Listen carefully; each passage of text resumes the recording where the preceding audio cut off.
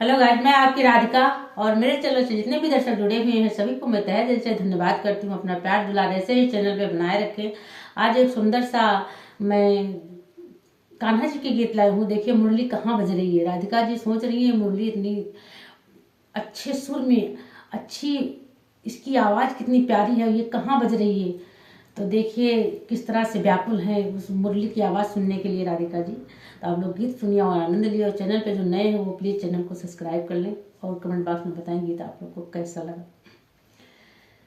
कौन बन मुरली कौन बन मुरली बाजे घन घोर हो, कौन बन मुरली बाजे घन घोर हो, कौन बन मुरली, कौन बन मुरली कौन बन मुरली बाजे घन घोर हो, कौन बन मुरली।